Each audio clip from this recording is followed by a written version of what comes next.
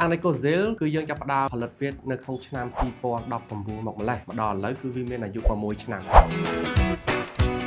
ចឹងនៅក្នុងឆ្នាំ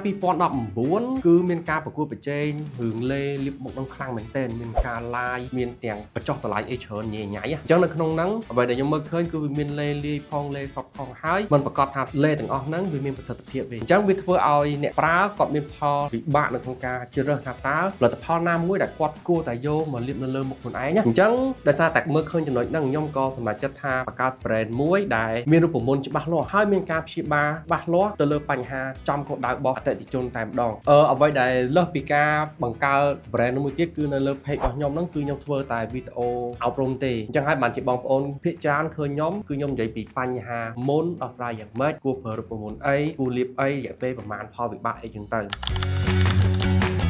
អញ្ចឹងដោយសារតែផលិតផលដំបូងរបស់យើងគឺជាផលិតផលបំបត្តិមុនអញ្ចឹងខ្ញុំយករូបមន្តដែលតាក់ទងនឹងការព្យាបាលមុនហ្នឹងយកមកធ្វើជាឈ្មោះអញ្ចឹងពាក្យថា acne សរសេរដោយ AKNE ហ្នឹងពាក្យដើមរបស់គេមែនតើគឺ acne ACNE ទេប៉ុន្តែ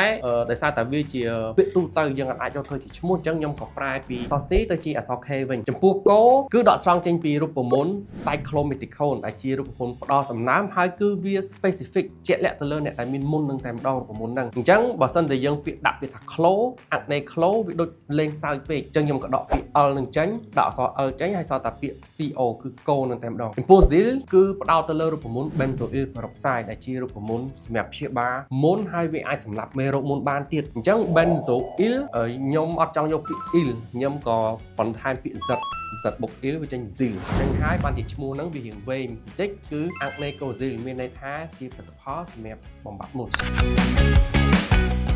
ផលិតផលរបស់យើងគឺយើងផលិតនៅប្រទេសចិនប៉ុន្តែមុននឹងយើងទៅដល់ប្រទេសចិនក៏យើងបានសាកសួរទៅប្រទេសកូរ៉េដែរព្រោះអីជំនាន់ហ្នឹងគឺគេល្បីខាង cosmetic និង skin care មកពីកូរ៉េប៉ុន្តែពេលដែលខ្ញុំតាក់ទងទៅខាងកូរ៉េទៅទាំង ingredient ទាំងការវិចខ្ចប់អីទាំងអស់ហ្នឹងគឺគេយកមកពីចិនអាហ្នឹងជាមួយទី2ពេលដែលយើងសួរឯកសារតាក់ទងទៅនឹងផ្លូវច្បាប់ក៏គេសួរទៅខាងចិនដែរគេប្រាប់យើងថាខ្ញុំនឹងសុំពីខាងចិនសិនតើគេមានអត់អីអត់បានគេអាចផ្ដល់មកខាងខ្មែរយើងដែរអញ្ចឹងវាធ្វើឲ្យខ្ញុំនឹកឃើញថាបើសិនជាគេយកពីប្រទេសចិនដដែលយើងចាំបាច់យកពីកូរ៉េទៅអីយើងមិនទៅយកពីចិនទៅវាមិនស្រួលទេអញ្ចឹងខ្ញុំក៏ទៅសួរទៅខាងចិនអ្វីដែលភ្ញាក់ផ្អើលមែនតើគឺនៅខាងចិនរូបមន្តគេក៏ល្អអាចផលិតបានហើយតម្លៃថោកជាងខាងកូរ៉េច្រើនអញ្ចឹងដោយសារតែបញ្ហាហ្នឹងអញ្ចឹងហើយបានជាខ្ញុំសម្រេចចិត្តថាផលិតនៅប្រទេសចិនផលវិបាកមានតែមួយគត់គឺគេអត់ទុកចិត្តអញ្ចឹងដោយសារតាការហ្នឹងចិនគាត់មិនទាន់ល្បីទេ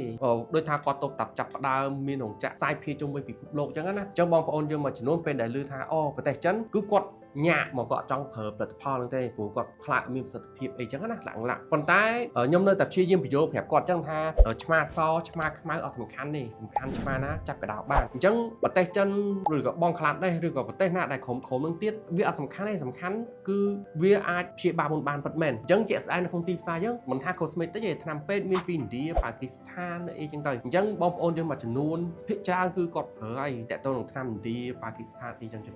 មូលហេតុគឺដោយសារតែថ្នាំដែលផលិតពីប្រទេសទាំងអស់ហ្នឹងវាមានតម្លៃធូរថ្លៃអញ្ចឹងបើបងប្អូនទៅទិញថ្នាំប្រាំងវាច្បាស់ហើយអាច5រៀល10រៀលអញ្ចឹងទៅបើថ្នាំឥណ្ឌា1រៀល2រៀលអញ្ចឹងវាអាស្រ័យទៅលើការសម្រេចចិត្តហើយវាក៏ជាផលវិបាកមួយទម្រាំតែយើងឲ្យបងប្អូនជឿទុកចិត្តទៅលើផលិតផលរបស់យើងអញ្ចឹងដោយសារតែមានអតិថិជនជាច្រើនក៏បានគ្រប់គ្រងផលិតផលយើងពីមួយថ្ងៃទៅមួយថ្ងៃមកដល់ឥឡូវគឺយើងអភិវឌ្ឍផលិតផលរបស់យើងបាន5មុខហើយទី1គឺមានពណ៌លាបមុខមានសេរ៉ូមវីតាមីន C សម្រាប់លាបមុខគ្រីមផ្ដល់សំណើមលេការពារកម្ដៅថ្ងៃហើយនឹងចុងក្រោយគឺតួឯករបស់យើងតែម្ដងគឺគ្រីមបំបត្តិមុននឹងឯង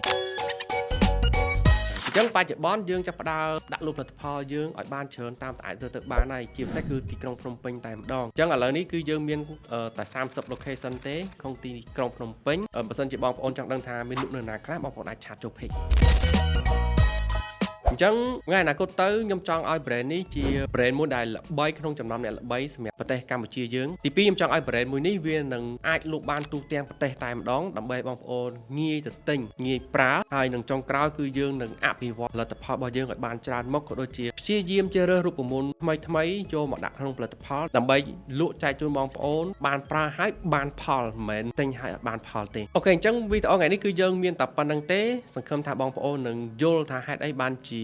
យើងបង្កើត brand acne cozy នេះឡើងហើយសង្ឃឹមថាបងប្អូននៅតែបន្តគាំទ្រផលិតផលរបស់យើងផងដែរអរគុណសម្រាប់ការទស្សនាសម្រាប់ពេលនេះខ្ញុំបាទណារិតនឹងជួបបងប្អូននៅវីដេអូក្រោយទៀត